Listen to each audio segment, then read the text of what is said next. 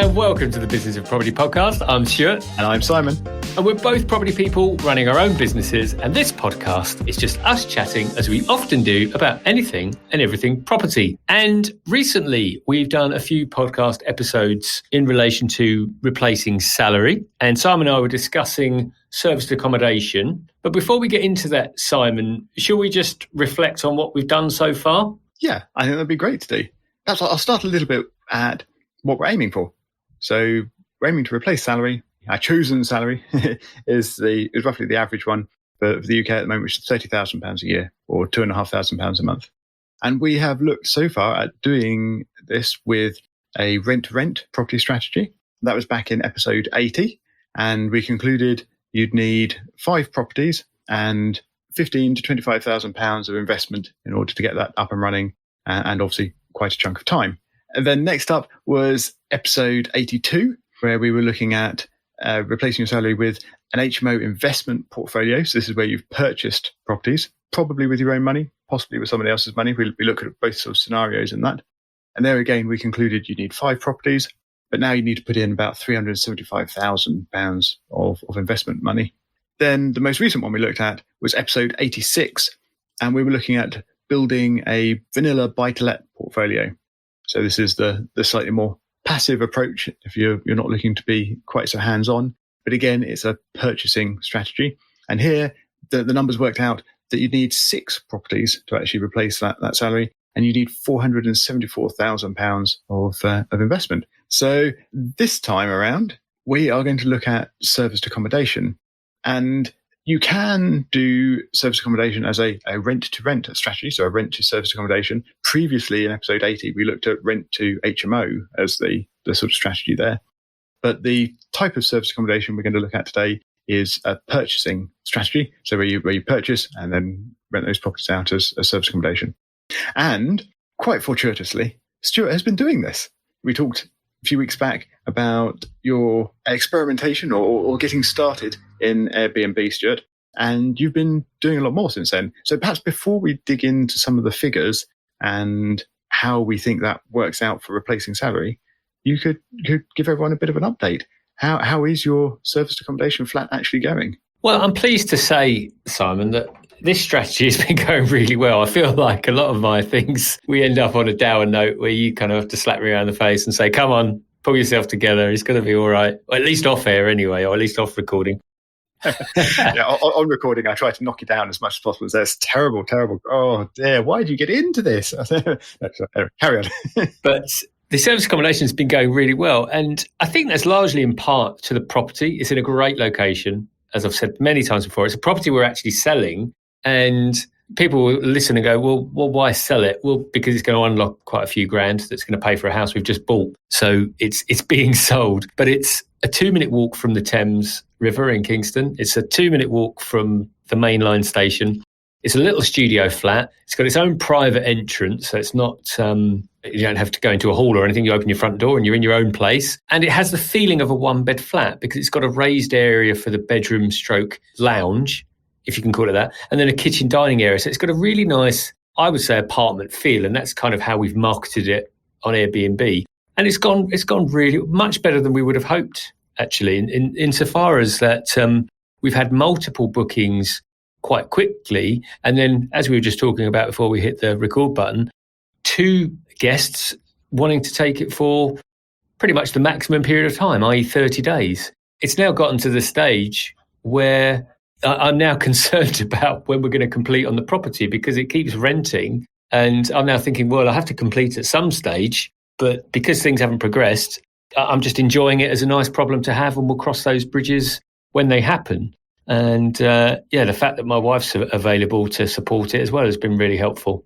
When we last spoke about this flat and your service accommodationing of it, you said you were only doing weekends just to make life a bit easier and more manageable for yourself. So how have you gone from just weekends to that longer term? And indeed, if only weekends were listed on Airbnb, how did anybody even think of asking for longer term? Because you have that option. You have the option to look at it for a long period of time. So as a guest, you can look at a month and you'll get a discount applied to that. and there are discount applied. I can't remember specifically now, but I think if you book for, let's say, 7 nights, you'll get a smaller discount. And again, as the owner of the property, you can set all of these things with your own parameters, whatever discounts you want. What I did was I removed Wednesdays purely because of all the other things we're doing. I didn't want guests either checking out or checking in on a Wednesday, because I knew that either myself or my wife would be really busy at that time of the week with the kids and so on and so forth. So we just took that out. So it just meant that people could book up until the Tuesday, or they could book from the Thursday. And that might sound strange. I just knew that meant operationally it would make things easier for us, because if we had to do something on a Wednesday, I knew it would cause problems. Since then, we've now removed that, but someone had already booked or inquired about booking it for 30 nights. As I said to you, my first thought, having had experience with these properties before, and we've talked about this before on the podcast, was, I'm not sure if these are always of pure intent, and they might be thinking about other things they can do in the property. So I did make a point of replying, say, look, yeah, this is fine, but just know that we will probably pop to the property at least once a week to ensure everything's okay, and of course we'll give you a requisite amount of notice. But the response was really nice and said, that's fine, we'll treat this as our own, which left me feeling a little bit more confident that they are going to look after the property and hopefully are just using it for purely good reasons. Indeed, let's hope they are. I know from other people doing service accommodation that they provide new linen, new bedding, towels, etc., and quite possibly actually arrange to go into a property once a week or even just every few days to do cleaning and things while a single tenant is there. Sort of a bit like a hotel, obviously not quite as frequent as a hotel, but sort of that kind of direction. From the sounds of it, you're not planning to go in to actually do those sorts of functions quite as frequently. How are you expecting your tenants to deal with bedding and the like? Well, so we had this conversation, my wife and I, and we still haven't fully fleshed it out. It may be that when we go in there, because we will visit, and I will certainly visit it in the first week just to ensure that all is well, and maybe speak with the guests about it. But our view was, having discussed it, was, well, there is a washing machine there. There's a good area, there's a communal garden that they can use. So we'll put spare linen in there. So if they are people that do want to do that thing frequently, then they can, because obviously we have 2 sets of everything anyway, because we have to do that. We always obviously ensure that we change everything and clean it. So the answer is not fully decided. Talking about it aloud with you, I think it makes sense that we do something, even on a weekly basis. And given that they're taking the property for 30 days, I would be happy to employ cleaners. My wife currently does it because it fits in around school times and so on. And she does have an obsessive compulsive disorder around cleaning. So that makes her an ideal candidate. And because it was her house, she still treats it as, or her home, I should say, she still treats it as such and wants it to look as good as it can look. So she does, I'm pretty sure, as good a job as any professional cleaner would. That's very handy, but it's got to be taking quite a chunk of time from your wife. And now we're into summer holidays as well. Then I assume that's going to get a bit harder to work around children and things. Well, and that's the good news of having people in long term, and that the people that have moved in long term have done so from the end of July for a month. So my wife was going in, and you're right, it does take time, because from our place it's a 40-minute drive, but it only takes maximum an hour to clean. So it really takes 3 hours out of a day. So if we're going to treat this like any professional job, I'd say it's a half a day exercise, as you've pointed out. The good news for anyone thinking about this is that you can add that cleaning fee to your property price valuation.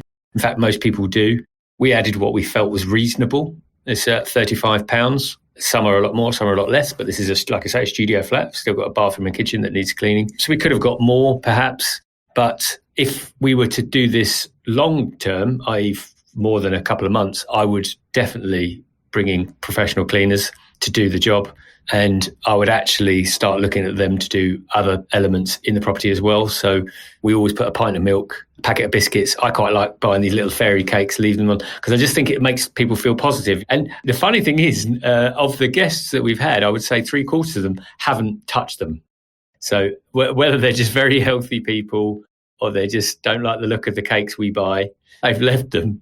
Maybe they're just not quite sure if they're supposed to touch them. Maybe you should leave a note with them. Welcome to your accommodation for the week, whatever. Please enjoy these. Well, I make a point of putting them on the dining room table because it's a kitchen. If you want to see the photos, go to Airbnb, look at Kingston, find a studio flat that's called an apartment, and you'll probably find it. But I always put the cake or the biscuits there, then with the Wi-Fi code on top, so that they know that these are the things that they need to know when they first come in. So the assumption's there, but you're right. Maybe people don't assume that they can eat them. Yeah, I wouldn't be. Yeah, I think, I don't know. And I was thinking that, but they are in packets, so they're never touched, they're never opened. Yeah, exactly. So I mean, you would think if you're moving into a place that you're renting for a few nights, whatever, it's going to be a bit like a hotel, isn't it? So and a hotel often has sort of a packet of biscuits for you to enjoy, or normally a biscuit actually inside the packet. But yeah, some things. I mean, it's a similar approach. But that's it, and that's why I always buy fresh, and that they're in packets, so that you can see that nothing's been tampered with, and that we've avoided the word, but the COVID secure approach that we have to take was the reason we did that. And when people have left them, we've obviously just sadly just taken them and thrown them. But I guess that some people just don't want to touch other things that have been touched by others. But yeah, quite. On the cleaning charge, how frequently is that charged by Airbnb? So is it for the shorter ones, presumably it's per stay, per visit, yeah, which is fine if they're staying for the weekend or something. But then for these longer term ones, of where they're staying for weeks, is it still just per visit, or does it repeat more often than that to allow for sort of weekly cleaning and things? Well, I'm pretty sure that it's just that one fee. And I can say confidently to the listeners today, we did actually do some prep for this episode. We've done some research, but that I did not look at.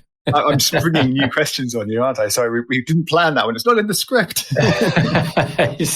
I'll press the big red button. I believe it will just be that one fee, but I would have to check as a potential guest and have a look myself. But I think it would just be the one cleaning fee, which I think, unless you've changed the setting, would make sense from a guest perspective, because I wouldn't expect as a guest to pay multiple fees because I want to stay longer. And actually, I'd probably expect to pay less if I'm staying for a longer period of time. Exactly, but you're saving the landlord voids and things like that. So yeah, the landlord is making the money in other ways.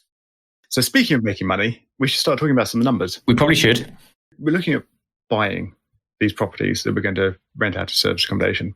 So we're going to use your property as an example, which happens to fit roughly around the sort of average UK property price. It may not be sort of the shape and size of an average UK property, but hopefully the numbers will still kind of work out.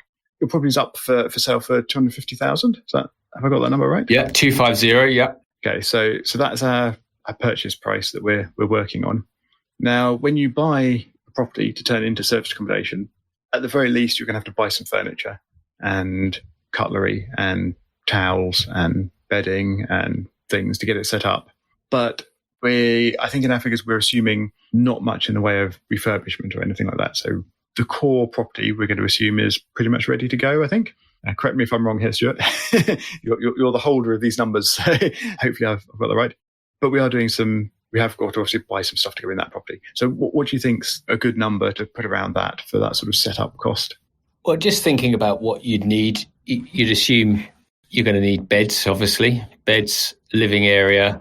In a serviced accommodation, it clearly makes sense to have a sofa that also converts into a bed, because then you can offer it to more people and therefore be more appealing to people that might be thinking for longer weekends. And then obviously you've got all of the other homeware that you're going to need in there. Based on my experience, and if I'm just thinking about applying this to the average, because obviously mine's a studio flat, so I actually only needed a double bed, a futon, and little table and chairs, and we put some stools in there just to make it look nice. And my wife, being a bit more creative than I am, just decorated it with some really nice things that make it look quite appealing. But I would suggest a good number would probably be in the 3 to 5K. And clearly, as we've caveated on all of these, we are just talking about averages and numbers. These things have to be worked through, but we need to put a stake in the ground just so that we can provide something that makes sense. So for the sake of numbers, we're going to assume 5K. Yeah, and if you're going a little bit cheaper on the furniture, then that might pay for a lick of paint as well and things like that. So I think that's a good number to go with. Yeah. Okay, excellent. So we're buying a £250,000 property. That means we've got some stamp duty to pay, assuming we're investors. So we've got the 3% surcharge currently, and that would be £7,500 of stamp duty. We've got our £5,000 of upfront purchasing of things to go in the property.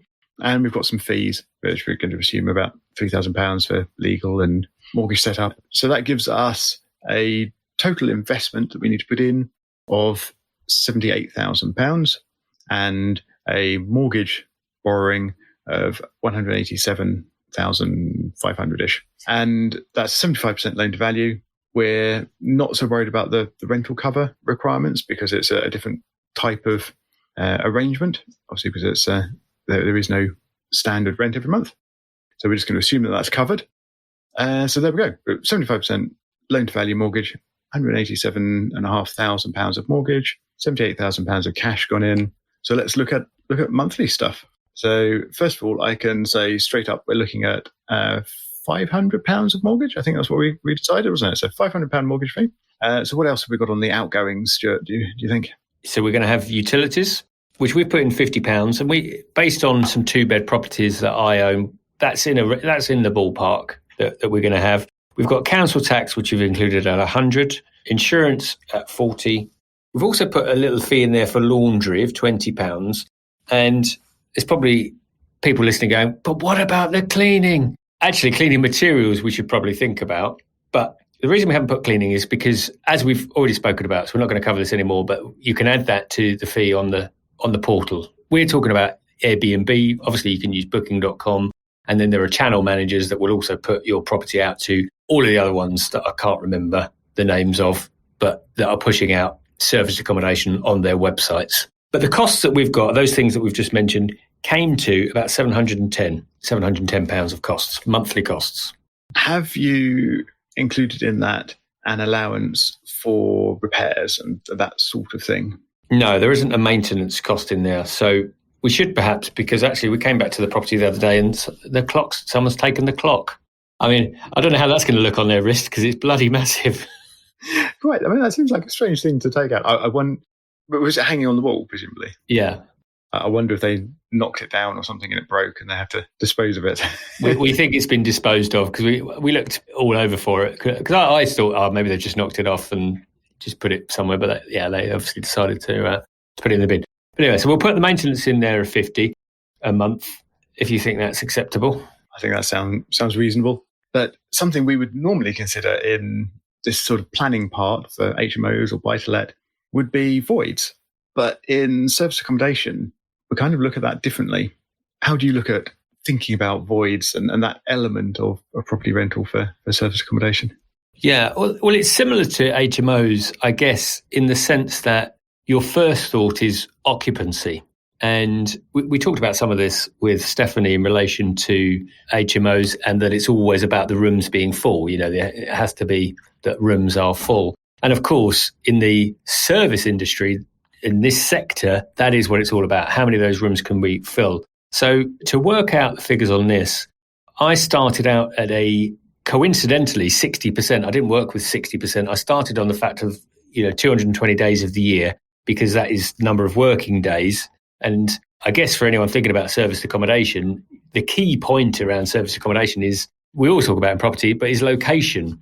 Who is that property going to appeal to? Which market are you going to serve? Because if you've got a property that's on the coast and it's near the beach, then of course, putting this really simply, obviously, but we'll be thinking about people that are thinking about holidays. You might have a central location where people will be thinking about it for breaks. Equally, it might be a property that's near large businesses, in which case it's going to be probably more of a professional market. Does your property cater for kids? Does it, et cetera, et cetera? So the property that I've got, actually, it's a bit of a mix of those things because I can see it serving a number of different markets because of where it's located. But what we need to think about is what would be feasible and what would make the business work or not. So I've started on 60% because I believe that is a very low occupancy number. And if we think about, so that is 220 days of the year. So obviously that's almost 2/3 of the year that we're thinking about. So I've started with that as an occupancy rate. Yeah, and I think that's a good place to start because you've achieved that in your property pretty much without trying. So I think that's a good sort of low point to start at and hopefully should be achievable for most service accommodation approaches. Based on that, how do things work out? what I've done is based the average on a nightly price of £70 again for this property. So if we times 220 by £70, we get 15,400, and if we divide that by 12, we get an average monthly rate of 1283, which Simon and I might call 1,300, just because it's easier for our little brains to run through the numbers when we get there. The other point I just wanted to make on this before we just move into how this compares to buy to let and what we think about is that I've just used an average price of 70 because that's what my property is currently renting at. But as others will no doubt know, is you can have dynamic pricing.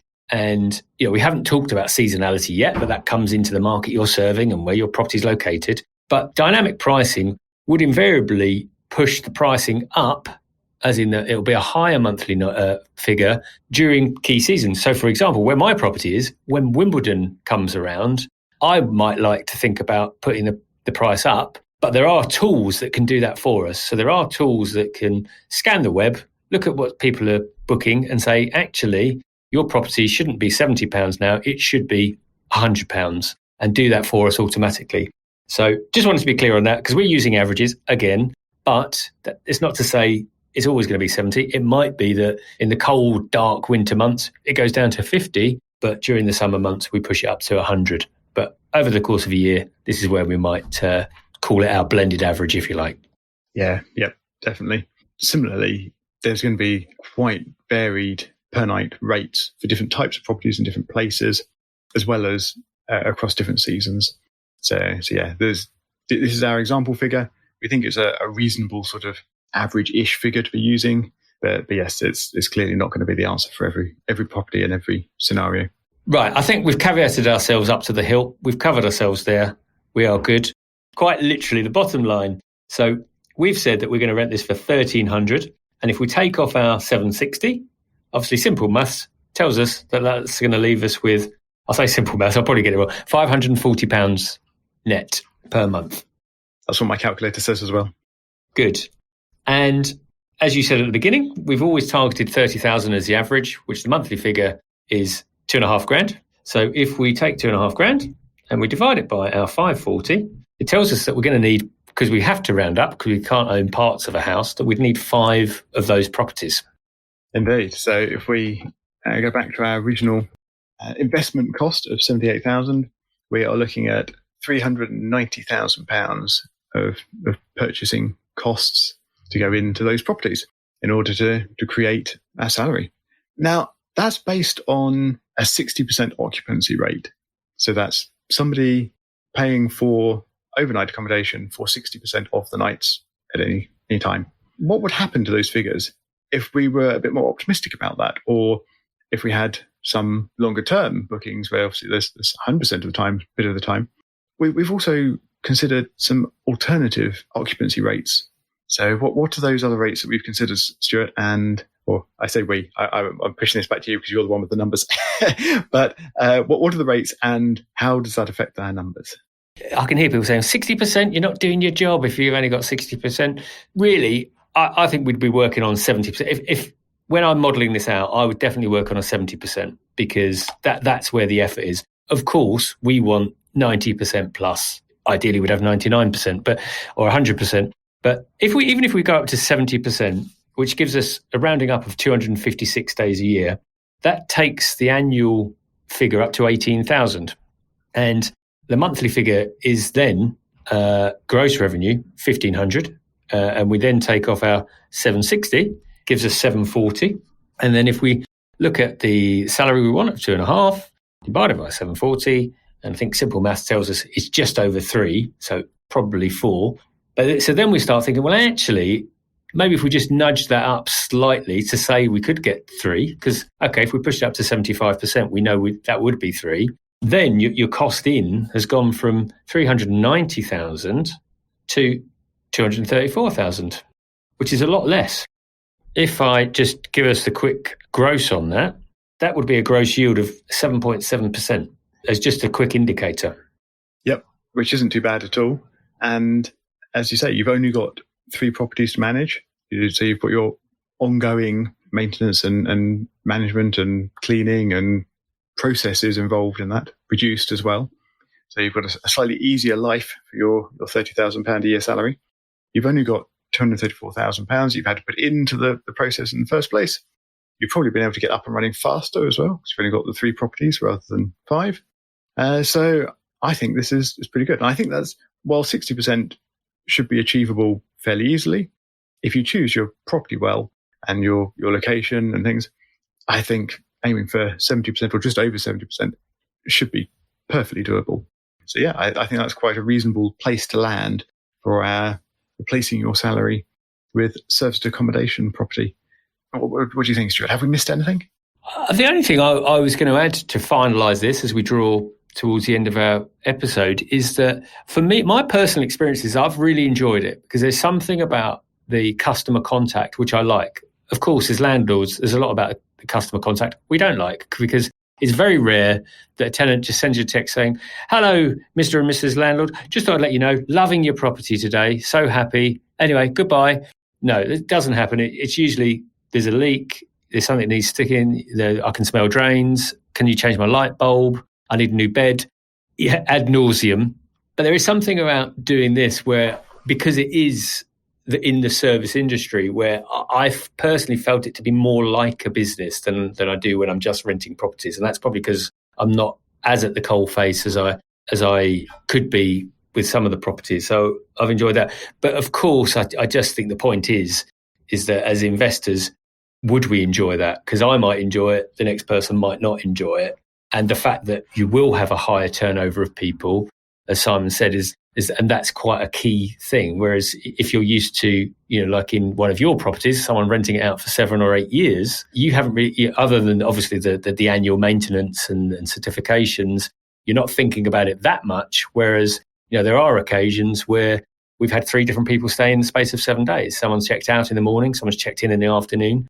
And whilst we've managed it, if that was ongoing, then it's becoming more of a job. But that is the strategy. That's the approach. Yeah, definitely. And you are making a business and potentially a job, but you could make a business and let someone else do the job bits. So the cleaning, the changeovers. You mentioned you would consider hiring cleaners to do that and take on most of that changeover responsibility. So it doesn't have to be so much of a job, I don't think. It could be a business that you're building. It clearly is work to manage that process and manage the overall stay and experience of your guests. But yeah, it can definitely be not too much of a job if you manage it appropriately. That is the bit I would love to get my teeth into. The systems. I mean, I'm not a process man per se, but I like the thought of applying business principles to this, whereas I struggle with that for some of the standard rental side. For this side of the business, I think, so how could we create the systems and processes to scale this better? And that's the bit that excites me about it and should lessen the amount of inputs required. Because like you say, what I would do is with the right team, all you need to say to a cleaner is, when you change over, actually, can you do this quick inventory check? I've got a list of these things. These should all be in the property. Can you make sure you put in a pint of milk and packet of chocolate digestives or whatever it is we've deselected? So you can take a lot off your plate as well. So it's all there. And quite interesting that, that we've planned it out and get down to 234K. I think next step for us and for thinking about the listeners is, how do we get involved without those significant sums of money? Yes, indeed. The rent or rent to service accommodation approach, or whether you could use other people's money to do that. And in actual fact, I think we should think about other approaches to using other people's money as well. We've previously talked on these episodes about angel investing style borrowing. So you're just paying an investor a percentage interest rate. But there are other options as well for joint ventures. So lots of things to talk about on future episodes. But I think we are done for this week. Are we not, Stuart? We are out of time. If you've enjoyed the episode, please do leave us a rating. It's probably the least you can do. We know we've put you through a lot listening to this episode, but Just scroll down, leave us a review. And for all information about anything we've spoken about, head over to the show notes at thebusinessofproperty.com, and we'll see you next week.